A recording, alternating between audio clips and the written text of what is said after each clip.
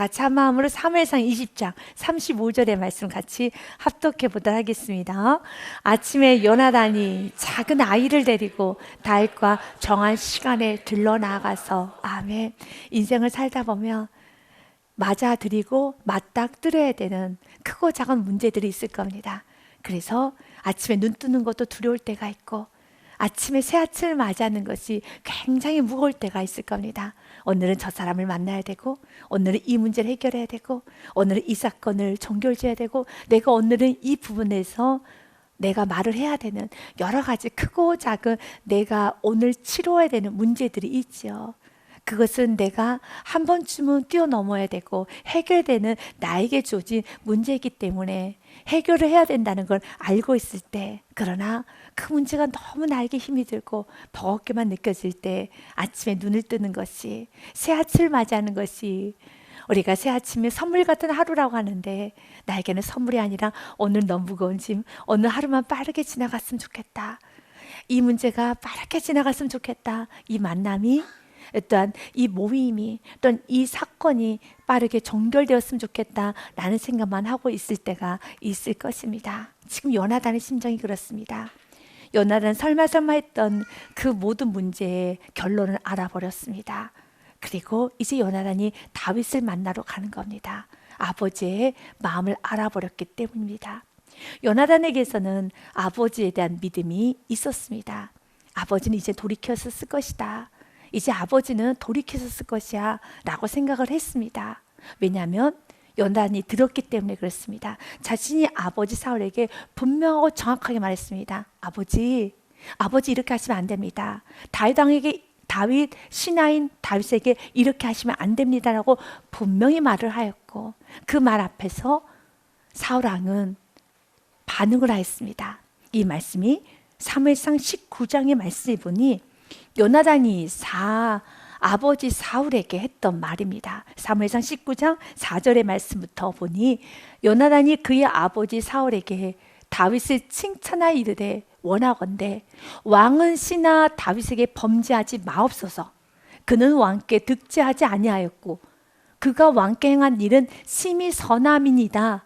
5절 말씀에 연이어 계속 말합니다. 그가 자기 생명을 아끼지 아니하고 블레셋 사람을 죽였고 여호와께서는 온 이스라엘을 위하여 큰 구원을 이루셨으므로 왕이 이를 보고 기뻐하셨거늘 어찌 까닭없이 다윗을 죽여 무죄한 피를 흘려 범죄하려 하시나이까 라고 거칠어지고 마음 안에 다윗을 죽이고자 하는 마음과 혈기와 분노로 가득하고요, 정말 무너져가고 있는 그 사울 아버지에게 요나단은 자녀로서 말을 하였습니다. 충분히 말을 했습니다. 어떤 말을 했습니까? 하나님 베푸신 은혜를 잊어버리시면 안 됩니다. 4절과 5절 말씀처럼 요나단이 그의 아버지 사울에게 다윗을 칭찬하여서, 원하건대 왕은 신하 다윗에게 범죄하지 마세요. 그는 왕께 득죄하지 아니하였고 그가 왕께 행한 일이 심히 선함이니이다 라고 하면서 현실을 현실대로 하나씩 읊기 시작합니다. 5절 말씀처럼요, 그가 자기 생명을 아끼지 아니하였고 블레셋 사람을 죽였고, 또한 가장 중요한 건 무엇입니까? 여호와께서 온 이스라엘을 위하여 큰 구원을 이루셨으므로 지금 왕이 이를 보고 기뻐하셨던 시간이 있지 않습니까? 그러면 이렇게 은혜를 많이 받았으면 지금은 더 기뻐하고 더 감사하면서 더 은혜로 여기까지 왔으니 은혜로 가야 되지 않겠습니까? 라고 자식으로서 충분히 말을 했습니다. 그런데 어찌 까닭없이 다윗을 죽여 무죄한 피를 흘려 범죄를 하시나이까 라고 말을 했었을 때, 그때 그 말을 들었던 사울이 맹세를 합니다. 사울이 요나단의 말을 듣고 맹세하되, 여호와께서 살아 계심을 두고 맹세하거니와 그가 죽임을 당하지 아니하니라. 이 말은 내가 잘못했다 인정하면서 다시는 그렇게 하지 않겠다 라고 하였었습니다. 그래서 요나단이 이 말을 그대로 받아들여서 다윗에게 말하는 겁니다. 다윗, 이제 아버지가 돌이켰어. 아버지는 괜찮을 거야. 이제 아버지는 회심했어. 아버지는 돌이켰어 라고 말합니다. 그러나 다윗은 아버지 사울 왕 안에 있는 그 시기 질투와 분노와 정욕과 이 모든 욕심을 보았기 때문에, 아니야, 아버지는 마음을 돌이키지 않았어. 아니야 라고 말하는 것입니다.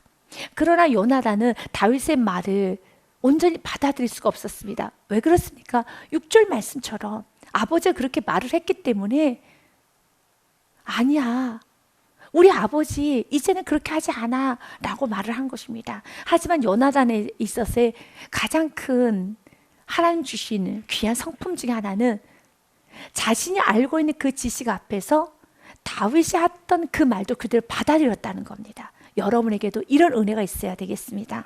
여러분이 확신이 찬 여러 가지 생각들이 있죠. 우리가 인생을 살다 보면 내가 확신 있게 요나단처럼 우리 아버지는 그렇게 하지 않으셔 라고 하는 그런 확신 있는 여러 생각들이 있을 겁니다. 그러나 누군가 또한 말씀을 통해서 여러분이 가지고 있는 확신을 깨트리며 뭔가 도전적인 말씀이 여러분에게 주어질 때 그 도전적인 말씀 앞에서는 마음의 문을 열고 한번 생각하고 받아들이는 은혜가 있어야 되겠습니다. 여러분이 지금까지 살아왔던 여러 가지 경험과 또 여러 가지 이성과 생각으로서 여러분이 가지고 있는 틀이죠. 그 틀이 무조건 나쁜 것은 아닙니다. 여러분이 가지고 있는 생각, 가지고 있는 경험, 가지고 있는 틀은 좋은 게 너무너무 많습니다. 하지만 나는 이것이 옳다라고 생각하는데 이렇게 살아가는 것이 바른 줄 알고 난 지금까지 살아왔는데 말씀을 들어보니까 아니네.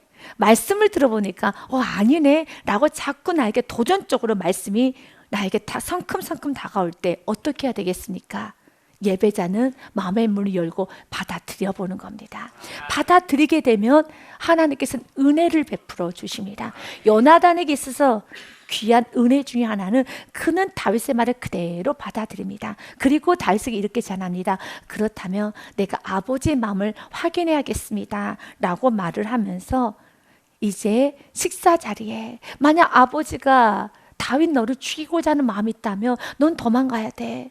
아버지 곁에 있어서는 안 돼. 도망가야 돼 라고 말을 합니다. 그래서 아버지 우중을 알기 위해서 식사 자리에 너가 오지 않을 때 내가 아버지에게 이렇게 말할 터이니 아버지가 만약 화를 낸다면 아버지 마음 안에 너를 죽이고자 하는 마음이 있다는 건 내가 알고 알려줄게. 지금 너는 아셀바에 좀 숨어 있어 라고 하면서 다윗을 피신시켜 놓고 이제 요나단이 사울 왕과 정면으로 맞아들이기 시작합니다.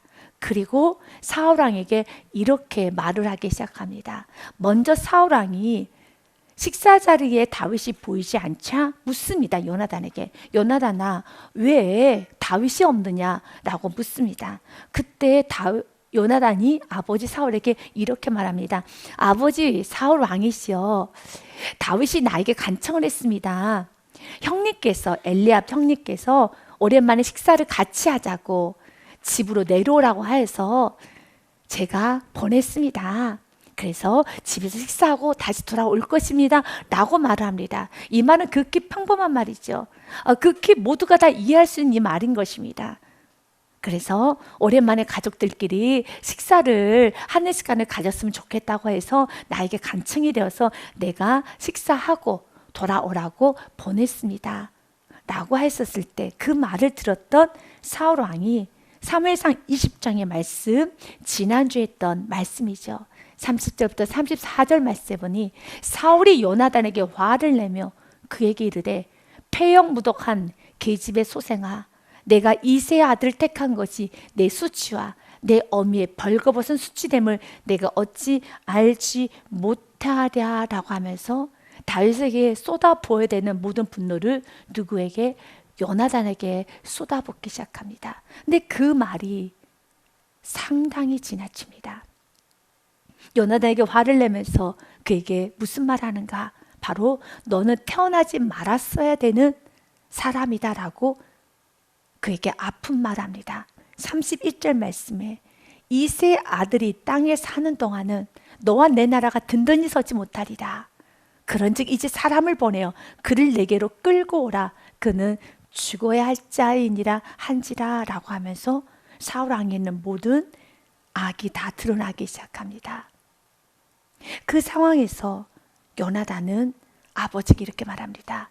32절 말씀에 보니 요나단이 그의 아버지 사울에게 대답하여 이르되 그가 죽을 일이 무엇이니까 무엇을 행하였나이까 라고 말을 하자 32절 말씀에 33절 말씀에 사울이 요나단에게 단창을 던져 죽이려 한지라 요나단이 그의 아버지가 다윗을 죽이기로 결심한 줄 알고 라고 하면서 아버지 안에 있는 모든 죄악된 부정한 마음을 다 보게 되는 것입니다. 그 단창은 다윗을 죽이려고 던지었던 단창이며 앞으로 죽이기 위해서 던져야 된 단창입니다. 그러나 그 단창을 지금 누구에게부터 던지고 있습니까? 요나단에게 던지고 있습니다. 이것이 바로 죄의 결과라는 겁니다. 사랑하는 여러분, 왜 이렇게 사울이 무너졌습니까? 도대체 무엇 때문에 사울이 무너졌습니까? 우리는 오늘 말씀을 통해서 내 안에 있는 사울을 십자가에 못 박고 또 내 안에 있는 요나단도 있습니다. 지금 요나단의 마음이 얼마나 슬플까요? 요나단의 마음은 지금 갈기갈기 찢어지는 마음이겠죠. 왜 그렇습니까? 첫째, 아버지 사울 왕의 그 죄된 마음을 알아버렸기 때문에 이렇게 마음이 부정하고 불결하였던가 이 모든 걸 다 알아보는 순간에 자녀의 마음은 어떨까요? 너무 슬프죠. 때론 여러분도 부부 사이에 또 부모 자녀 사이에 또 여러분이 관계를 맺었던 무언가 또 여러분 자신 여러분 이렇게 죄된 모습을 내 자신의 죄를 보기도 하고 여러분 또한 가정에 흐르는 죄를 보기도 하고 이게 죄를 볼 때가 있어요. 그때 너무 낙심스럽죠. 지금 요나단의 심정은 그렇습니다. 왜냐하면 34절 말씀에 보니 심히 노하여 식탁에서 떠나고 요나단이 심히 노했다라는 건 지금 요나단 아버지가 창을 던지는 상황에서 요나단도 죽을 수 있는 상황입니다. 요나단도 아버지가 지금 이성을 잃었기 때문에 죽을 수 있는 상황이에요. 그런데 지금 요나단도 심히 노하여 이 말은 물러서지 않았다는 것이죠. 이 자신의 생명을 위협받는 그런 상황에서도 물러서지 않았다는 겁니다. 그리고 그는 식탁에서 떠나고 그 달의 둘째 날에 먹지 아니하였으니 이는 그의 아버지가 다윗을 욕되게 하였으므로 다윗을 위하여 슬퍼하였더라. 여러분이 34절의 말씀을 해석할 때 요나단은 다윗을 너무 사랑해서 다윗을 참 귀하게 여겼구나 라고 1차적으로 해석하면 안 되는 겁니다. 다윗과 요나단의 관계는 프렌십의 관계가 아닙니다. 친구의 관계로 보면은 이것은 1차적 해석이라고 할 수가 있습니다. 프렌십의 관계가 아니라 왜 지금 요나단이 자기 생명을 걸고 다윗 편에 섰습니까? 왜 아버지에 맞서고 있습니까? 하나님께서는 지금 다윗 편에 있기 때문에 그래서 그가 다윗 편에 서 있는 겁니다. 왜 그렇습니까? 결론은 요나단으로 말미암아 하나님이 사울의 모든 악을 보면 사울의 가문이라 함은 사울의 아들이 누구입니까? 요나단. 요나단의 아들이 누구이십니까? 무비보셋. 이렇게 사울의 가문을 다 하나님께서 진노하며 끊어버릴 수밖에 없지만 사울의 악을 본다라면 사울의 넘치는 악을 본다라면 하나님은 버릴 수밖에 없어요. 구제받을 수가 없어요. 여러분 어떻게 사울의 죄가 용서받을 수 있겠습니까? 어떻게 여러분 사울의 그 죄가 여러분 회복될 수 있겠습니까? 없죠. 그런데 한 사람의 하나님 편에 섰을 때 그 가문이 살아났다는 걸 기억하십시오.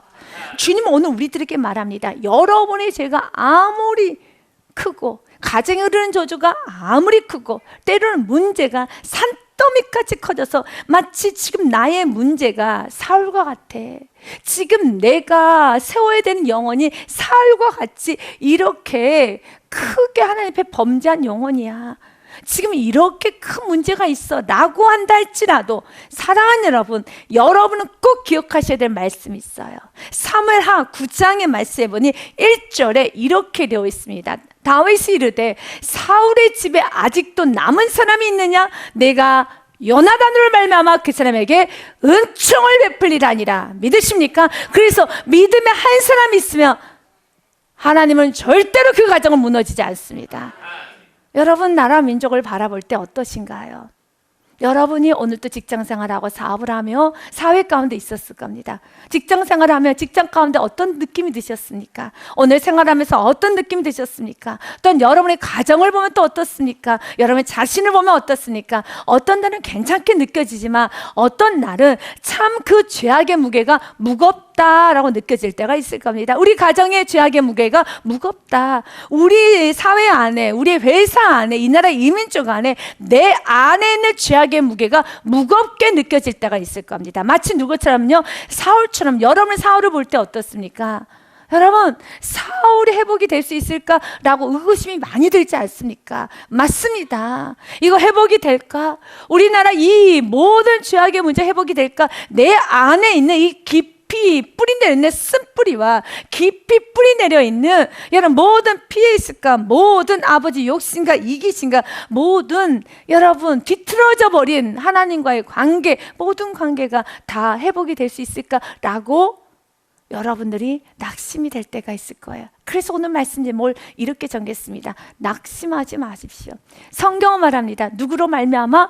요나단으로 말미암아 그 사람에게 은총을 베풀리라. 아멘. 이미 우리는 사무엘하 9장 1절의 말씀을 복음적으로 해석한다라면 예수 그리스도로 말미암아 가정에 이른 조절은 다 끊어졌느니라. 예수 그리스도로 말미암아 여러분 모든 죄로 인한 가난, 질병, 흑암, 어떤 어둠의 세력도 다 끊어졌느니라. 이것이 복음입니다. 한 번 더 이 말씀의 은혜를 사무엘하 9장 7절 말씀으로 한 번 더 선포하며 나아갑니다. 우리 같이 읽습니다. 시작. 다윗이 그에게 이르되 무서워하지 말라. 내가 반드시 내 아버지 요나단으로 말미암아 내게 은총을 베풀리라. 내가 내 할아버지 사울의 모든 밭을 다 내게 도로 주겠고 또는 항상 내 상에서 떡을 먹을지니라. 아멘. 7절의 말씀을 세 가지로 해석할 수 있습니다. 첫 번째, 하나님의 은총이 끊어지지 않습니다. 하나님은 요나단으로 말미암아 여러분으로 말미암아 여러분이 하나님 앞에 끝까지 서면은 여러분으로 말미암아 하나님 은총 멈추지 않습니다. 두 번째로 모든 밭을 다 내게로 주겠다. 이 말은 물권을 말합니다. 내 상에서 떡을 먹을지니라. 이것은 바로 인권 명예를 말합니다. 칭찬을 말합니다. 하나님은 요나단으로 말미암아 그의 후손들을 축복하여 주십니다. 사랑하는 여러분, 우리의 여러분 맏아들이 되어주신 하나님의 맏아들이시며 우리의 맏아들이 되어주신 예수 그리스도께서 이 모든 삶을 감당하셨습니다. 어떤 순간에도 예수님을 붙잡으십시오. 여러분에게 로마서 8장 28절의 말씀을 하나님의 선물로 그대로 받아가시고 언제나 하나님 뜻 가운데 거하시기를 바랍니다. 같이 읽습니다. 시작. 우리가 알거니와 하나님을 사랑하는 자 곧 그 뜻대로 부르심을 입은 자들에게는 모든 것이 합력하여 선을 이루느니라. 아멘. 모든 것이 합력하여 다 선을 이룹니다. 그렇기 때문에 매 순간마다 요나단의 마음이 지금 무너질 때로 무너져 있습니다. 그리고 이제는 이 모든 사실을 다윗에게 알려야 됩니다. 그리고 성경은 다윗과 요나단이 서로 헤어져서 이제 슬프게 많이 울고 서로 헤어집니다. 이렇게 해서 성경 오늘 마무리가 됩니다. 이게 뭐야? 사울이 회복이 되고 사울이 펑펑 울고 내가 잘못했습니다. 요나단아 내가 잘못했다. 내가 너에게 창을 던져서 미안해. 다윗아 내가 너에게 창을 던져서 미안해. 이 늙은 사울 이젠 이 늙어가지고 내가 추태를 부렸어. 내가 이렇게 잘못 살았어 라고 이렇게 말을 함으로 오늘 성경 말씀이 마무리가 돼야 되는데 오늘 성경 말씀은 다윗과 요나단이 헤어집니다. 그리고 서로 많이 울며 부둥켜 안고 울고 다윗은 떠나고 요나단도 떠납니다. 이게 뭐지? 사랑하는 여러분, 여러분 인생 가운데 문제가 빠르게 해결이 되지 않아서 많이 답답하십니까? 마치 지금 이런 모습과 같습니까? 그러나 끝까지 믿음 붙잡고 낙심하지 마시고 나아가십시오. 하나님은 이 모든 복잡한 상황 가운데서도 세워질 영혼을 세우고 나아갑니다. 하나님은 이 복잡한 상황에서 다윗을 왕으로서 세우기 위해서 이젠 본격적으로 그를 훈련하기 시작하였고요. 요나단은 가정에 이르는 모든 저주를 끊어내는 전 복음의 용사로 그를 세웠습니다. 물론 사울 왕에게도 하나님은 은혜와 긍휼을 베풀어 주십니다. 하지만 사울왕은 끝까지 돌이키지를 못했습니다. 그러면 왜 이렇게 사울왕은 이 은혜 앞에서도 돌이키지를 못할까요? 여러분, 은혜가 풍성하신 하나님이시기 때문에 은혜가 부족하다고 말하면 안 되는 겁니다. 왜 이렇게 사울은 이렇게 요나단의, 다윗의 모든 환경을 통해서 사울에게 포커스가 맞춰짐에도 불구하고 왜 이렇게 사울이 무너질 대로 무너졌을까? 우리는 사울의 처음의 모습을 너무 잘 압니다. 그는 예의스러웠습니다. 그는 친절했습니다. 그는 겸손했습니다. 그는 사람을 배려할 줄 아는 사람이었습니다. 그러나 그랬던 사울이 이제는 넘치는 악만, 넘치는 무례함만, 넘치는 교만만 있습니다. 왜 그럴까요? 우리가 사울이 왜 이렇게 변화되지 못하고 쉽게 엎드려지지 못하고 돌이키지 못하는가에 대해서는 구체적인 내용은 알 수가 없습니다. 왜냐하면 사울의 속마음이기 때문에 어찌 사울의 속마음을 다 알 수 있겠습니까? 우리는 몰라요. 그런데 사울의 속마음을 알지는 못하지만 사울이 나타난 현상, 반복적으로 나타난 현상이 하나 있습니다. 그래서 여러분 자신을 바라보면서 내가 이런 현상이 나타날 때는 반드시 하나님의 관계를 점검하셔야 되는 겁니다. 사무엘상 18장의 말씀에 보니 이렇게 되어 있습니다. 사무엘상 18장 14절과 15절 말씀에 보니 다윗이 그 모든 일을 지혜롭게 행하니라, 이 말을 다른 말로 해석한다면 하나님께서 역사하셨더라 라고 해석을 할 수가 있습니다. 하나님께서 모든 일 가운데 일하시고 계셨습니다. 여호와께서 그와 함께 계시니라. 그러면 그 일하심을 보고 여호와가 그와 함께 계심을 보면은 어떻게 해야 되겠습니까? 여러분, 영의 사람이라면 바로 하나님 함께 하시기 때문에, 하나님 일하시고 있기 때문에 일하심 앞에서는 겸손해야 되고 은혜를 같이 누려야 되는 겁니다. 그러나 은혜를 누리지 못하고 그의 모습은 15절입니다. 같이 읽습니다. 시작. 사울은 다윗이 크게 지혜롭게 행함을 보고 그를 두려워했으나. 아멘. 하나님 일하심을 모르지 않습니다. 보았으나 오히려 두려워합니다. 동일한 말씀이 또한 비슷한 말씀, 동일하진 않고요, 다른 사건에 비슷한 말씀이 또 한 번 기록되어 있습니다. 여호와께서 다윗과 함께 계심을 28절에 보니 사울이 또한 보았어요. 14절에도 15절에도 사울은 다윗이 크게 지혜롭게 행함을 보았던 것처럼 28절 말씀에도 또다시 봅니다. 여호와께서 다윗과 함께 계심을 사울이 보고 알았고 사울의 딸 미갈도 그를 사랑함으로, 모든 신하들 뿐만 아니라 요나단, 그의 딸 미갈도, 모든 사람이 지금 다 다윗을 호응하고 있습니다. 그러나 사울만 그걸 받아들이지를 못합니다. 그러나 사울도 보았어요. 무엇을 보았습니까? 중요한 건 사울이 보았던 게 요나단이 다윗을 너무 사랑하는구나, 미갈이 지금 다윗을 너무 사랑하는구나, 신하들이 다윗을 좋게 여기는구나 나만 보았다라면, 그것만 보았다라면 무슨 마음이 생길까요? 시기하는 마음도 있을 수 있고 나의 사랑을 빼앗겼다라는 마음도 생길 수 있어요. 신하들이 이제는 나를 사랑하지 않고 다윗을 사랑하네 라고 시기, 질투도 할 수 있고 섭섭할 수도 있어요. 왜냐하면 신하들과 요나단, 미갈 왜 다 다윗만 좋아하는 거야? 라고 그들이 다윗을 좋아하는 모습만 보면 그렇게 생각할 수 있습니다. 그러나 성경은 말합니다. 지금 사울이 보았던 것은 하나님이 그와 함께 하심을. 그래서 이 문제는 좀 다른 문제예요. 여호와께서 다윗과 함께 있으면 사울이 보고 알았다라고 되어 있습니다. 그런데 29절 말씀에 보니 하나님 함께 하심을 보고 알았음에도 불구하고 사울이 다윗을 더욱더 두려워해요. 그래서 평생에 다윗의 대적이 되니라. 여러분 안에 두려움이 찾아온다면, 여러분 안에 부정적인 마음이 든다라면 하나님 관계를 점검해 보셔야 돼요. 이것은 아주 좋은 영적인 팁이 될 겁니다. 두려울 때는 하나님 관계를 되돌아봐야 돼요. 그래서 잠언의 말씀에 보면 이렇게 되어 있습니다. 잠언 28장 1절 말씀에 보니 악인은 쫓아오는 자가 없어도 도망합니다. 마음에 평안이 없어요. 의인은 사자같이 담대하니라. 창세기 말씀에 보니 4장 7절에 가인이 죄를 범했지요. 그때 하나님 이렇게 말합니다. 내가 선을 행하면 어찌 낯을 들지 못하겠느냐. 선을 행하지 아니하면 죄가 문 앞에 엎드려 있느니라. 죄가 너를 원하나 너는 죄를 다스릴지니라. 죄 문제가 있으면 마음에 평안은 사라져요. 죄 문제가 있으면은 사울 왕처럼 이렇게 점점 더 여러분 이성을 잃어가고 모든 그리스도인 다운의 모습이 점점 더 사그라지게 되는 거예요. 그러나 주님은 오늘 우리에게 말합니다.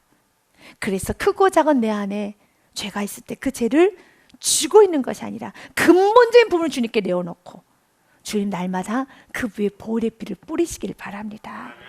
잠언 23장 16절과 사도행전 3장 19절의 말씀에 죄 문제가 해결됐을 때 결과예요. 같이 말합니다. 같이 읽겠습니다. 시작. 만일 내 입술이 정직을 말하며 내 속이 유쾌하리라. 아멘. 그래서 지금 여러분의 속이 유쾌하다면 아니면 지금 속이 불이 날 것 같다라면 불을 꺼뜨리기 위해서 이런저런 방법을 써도 그러나 여러분에게 계신 성령님께서 지금 너의 마음의 평안을 잃었잖아. 그렇다면 주님께 있는 모습으로 나와서 보혈의 피를 마시십시오. 그러나 여러분도 느꼈을 겁니다. 내가 환경이 힘들고 또한 내가 이렇게 질병도 있고 내가 이렇게 좀 가난하고 문제가 안 풀려도 내가 성령으로 충만하면 그냥 마음 안에 넘치는 감사가 나오고 그리고 모든 것이 마음이 넉넉해져요. 넉넉해져요. 아멘. 감사가 나와요. 그래서 감사가 나오지 않는다면 하나님 앞에 관계를 회복하십시오. 사도행전 3장 19절 말씀에도 이렇게 되어 있습니다. 같이 읽습니다. 시작. 그러므로 너희가 회개하고 돌이켜 너희 죄 없음을 받으라. 이같이 하면 새롭게 된 날이 주 앞으로부터 이를 것이요. 아멘. 그러므로 너희가 회개하고 돌이켜 너희 죄 없음을 받으라. 이같이 하면 새롭게 된 날이 유쾌한 날이 펼쳐지게 되는 겁니다. 삶이 펼쳐지게 됩니다. 이제 이 모든 사실을 안 요나단 이제 다윗에게 말을 해야 됩니다. 맞아요. 우리가 요나단과 같은 그런 시기가 올 때가 있어요. 이런저런 무거운 말을 해야 될 때 사랑하는 여러분 무거운 말을 해야 될 때만 해야죠. 요나단도 해야 되는 것처럼 해야 되죠.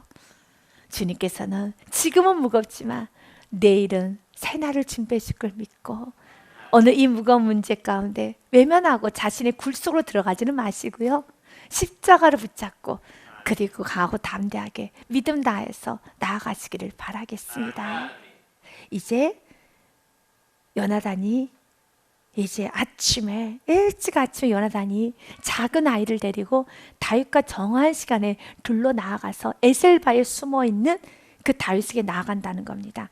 그리고 36절에 아이에게 이르되 달려가서 내가 쏘는 화살을 찾으라고 아이가 달려갈 때 요나단의 화살을 그 위로 지나치게 쏘니라는 말은 멀리 그 화살이 떨어지도록 쭉 쏩니다. 왜냐하면 이것은 다윗과의 약속이었어요.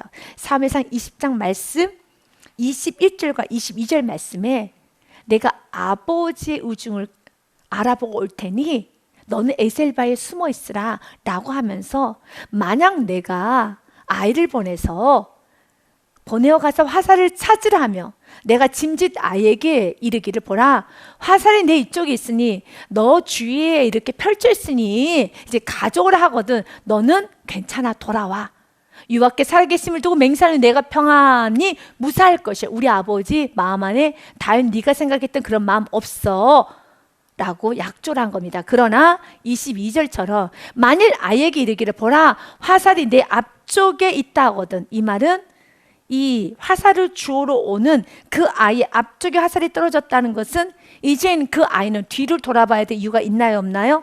없죠. 왜요? 자신 앞에 화살이 뚝 떨어졌으니까 그것 잡고 오면 되는 거죠. 뒤돌아보지 말라는 것이죠. 왜 뒤를 돌아보면 안 됩니까? 뒤에 누가 숨어 있습니까? 다윗이 에셀바에 숨어 있기 때문에 이리저리 찾을 거 없어. 너 네 앞에 있으니까 그 화살을 가지고 와 라고 말할 것이다. 이것은 이렇게 말을 한다라면은 너는 이제 떠나야 된다. 아버지의 우중은 너를 죽이겠다는 우중이다 라고 하면서 만일 아이에게 이르기를 보라 화살이 내 앞쪽에 있다 하거든 내 길을 가라. 다윗아 이젠 도망가서 가라. 여호와께서 너를 보내셨습니다 라는 약조를 하였습니다. 그리고 그 약조를 이제 지키러 나오게 해서 이제 아침에 일찍이 나아갔는데 요나단이 화살을 그의 위로 지나치게 쏩니다. 멀리 쏩니다. 여기서도 메시지가 있어요. 지금 너 멀리 도망가야 돼. 아버지의 악이 너무너무 커. 이젠 너는 정말 멀리 가야 돼 라는 많은 메시지에서 그가 지금 아버지의 모든 상을 다 전하고 있습니다. 요나단은 끝까지 지금 그는 최선을 다하고 있습니다. 하지만 그 모든 것이 다윗이 다 알아들었을 것이라고는 모르겠습니다. 하지만 요나단은 최선을 다해서 다윗 편에서 도와주고 있습니다. 일하고 있습니다. 이건 다윗 편에서 일하는 것이 아니죠. 하나님 편에서 일하고 있죠. 이제 우리의 태도를 봅시다. 역사는 하나님이 일으키십니다. 결론은 하나님께서 하십니다. 그러나 우리 모두 각자 주신 은혜대로 최선을 다합시다. 상대방이 알아주든 알아주지 않든 그거는 상관하지 마십시오. 내가 하나님 앞에 살면 되는 겁니다. 여러분 기억하십니까? 일본 목성에 그런 몇 자의 글자를 적었죠. 장미를 건네줄 때 건네주는 그 손에 장미의 향기가 묻어나는 것처럼 내가 때로는 선을 베풀 때 그 선을 상대방이 고맙습니다 할 수도 있지만 그렇지 못하고 오히려 화를 낼 수도 있습니다. 자신 생각했던 기대치가 있었기 때문에 날 무시해? 왜 이거밖에 안 해주는 거야? 라고 하면서 선을 베풀어도 못마땅하다고 할 수 있는 것이 이 사회예요. 그렇기 때문에 이런저런 것에 여러분이 상처받을 이유가 없이 내가 장미를 내 손에 건네주면 그 장미 향기가 누구의 손에 남습니까? 내 손에 남죠. 이제는 선을 베푸는 걸 여러분 누리셔야 돼요. 그 자체를 누리셔야 되는 겁니다. 지금 요나단은 36절의 말씀에도 많은 메시지가 있어요. 다윗 편에 많은 메시지를 전합니다. 다윗은 모를 수 있어요. 그러나 누구나 아십니까? 하나님은 아세요. 여러분이 회사나 가정, 교회, 직장이면 삶 가운데 하나님 앞에서 하십시오. 모를 수 있습니다. 부족한 정도 여러분의 그 예수님과 여러분 믿음으로 복음부터 하는 거 모를 수 있습니다. 모를 수 있습니다. 그러나 하나님 앞에서 여러분이 믿음으로 사는 그 모습 하나님 여러분의 마음을 아십니다. 여러분 머리털까지 다 세신 바 되십니다. 이제는 마태복음의 말씀을 여러분에게 전하면서 위로합니다. 몸은 죽여도 영혼은 능히 죽이지 못하는 자들을 두려워하지 말고 오직 몸과 영혼을 능히 지옥에서 멸할 수 있는 이를 두려워하라. 참새 2마리가 한 낫사로에 팔리지 않느냐. 그러나 너희 아버지께서 허락하지 아니하시면 그 하나도 땅에 떨어지지 아니하니라 라고 하면서 뭐라고 말합니까? 너에게 머리털까지 다 세신 바 되었나니 31절 말씀 같이 읽습니다. 시작. 두려워하지 말라. 너희는 많은 참새보다 귀하니라 라고 하면서 이제 우리가 해야 되는 건 32절과 33절이에요. 누구든지 사람 앞에서 나를 신하면 나도 하늘에 계신 내 아버지 앞에서 그를 신할 것이요. 여러분이 삶을 살아가면서 신해야 되는 많은 일들이 있습니다. 그런데 어떤 사람이 보기에 예수님 믿으세요? 예수님 살아 계십니다 라는 것도 신이지만 여러분의 성실함도 예수님을 신하는 것일 수 있고 이런 불의가 한가득한 사회 속에서 여러분이 정직의 길을 가고 있는 것도 하나님의 신이기도 하고 여러분이 믿음을 사는 것도 하나님의 신이고 누구나 아십니까? 하나님은 아세요.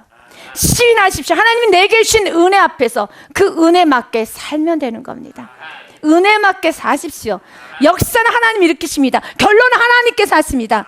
각자 저도 제게 주신 은혜대로 선포하는 것이고 제 마음 안에 한 영혼이라도 세우고자 하는 간절한 믿음으로 선포를 하면 여러분 하나님 그 마음을 아시는 것처럼 여러분도 마찬가지예요. 여러분도 요나단처럼 살면 되는 겁니다.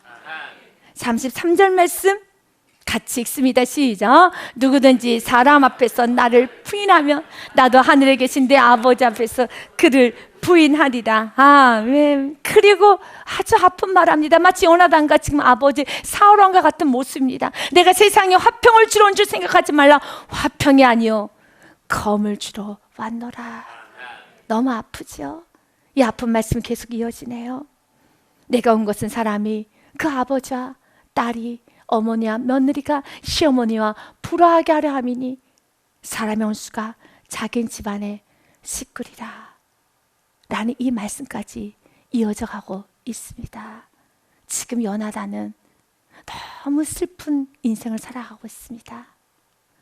사랑하는 여러분, 이제 우리 모두가 누군가에게 슬픔에 여러분 덩이가 되는 것이 아니라, 슬픔에 걸림돌이 되는 것이 아니라, 돌이 되어 사는 것이 아니라 디딤돌이 되어 살아갈 수 있는 은혜가 우리 모두에게 있어야 되겠습니다.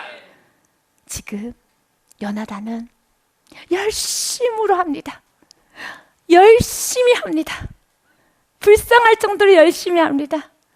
그리고 37절 말씀에 보니 아이가 요나단이 쏜 화살이 있는 곳에 이를 쯤에 요나단이 아이 뒤에서 외쳐 이르되 화살이 내 앞쪽에 있지 아니하냐 라고 합니다. 여러분, 멀리 쏜다라는 건 어떤 면에서 그 종이 다윗을 발견할 수도 있잖아요. 그러나 두 가지 메시지를 다 전합니다. 멀리 쏘면서 지금 우리 아버지의 죄악이 너무 크다라는 메시지를 주기도 하고, 또 내 앞쪽에 있느냐 하면서 멀리 쏘기 때문에 이 아이는 지금 멀리 가죠.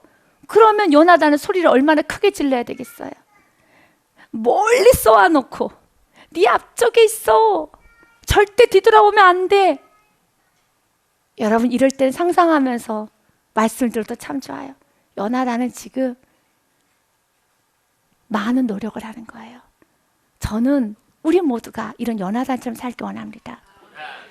여러분, 내가 받은 은혜가 많고 지은 죄가 많고 가정에 흐르는 어떤 내가 많은 아픔이 있다면 그것을 내가 한 만큼 더 요나단처럼 살아갈 때 하나님은 참 요나단을 통하여 요나단을 말미암아 그 가문에 축복을 주었던 것처럼 바로 우리가 그렇게 살기 원합니다.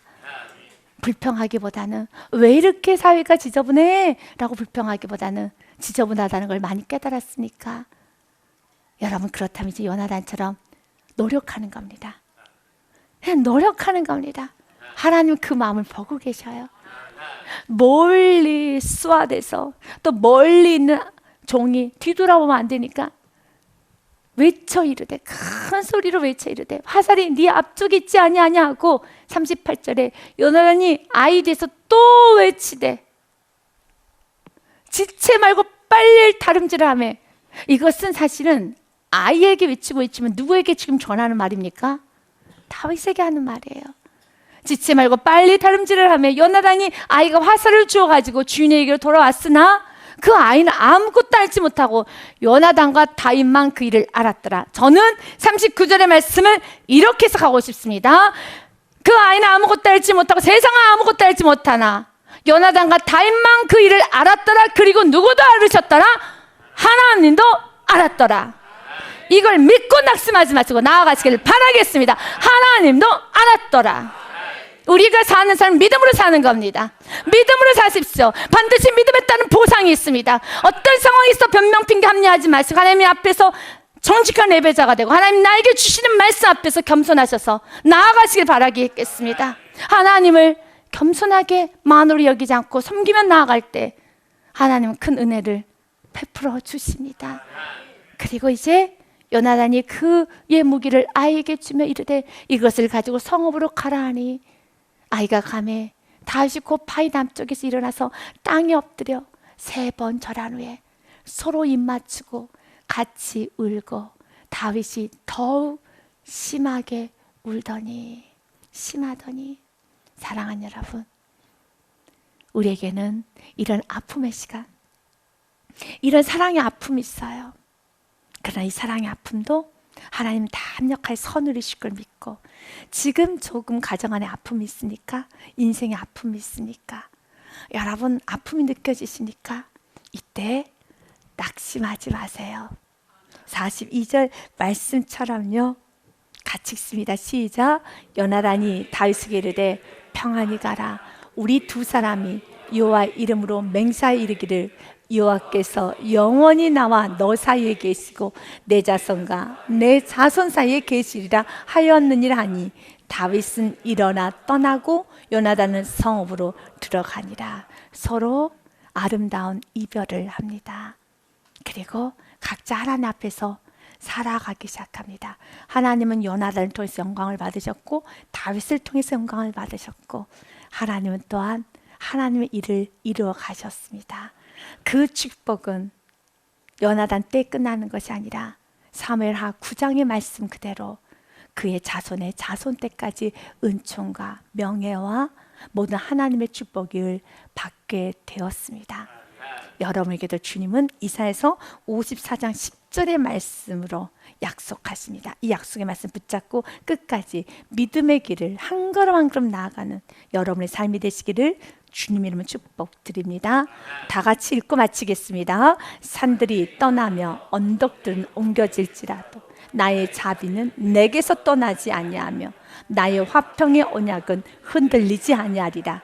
너를 긍휼히 여기시는 여호와께서 말씀하셨느니라. 아멘. 이 말씀 붙잡고 가고 담대하게 승리하시기를 주님의 이름으로 축복드립니다.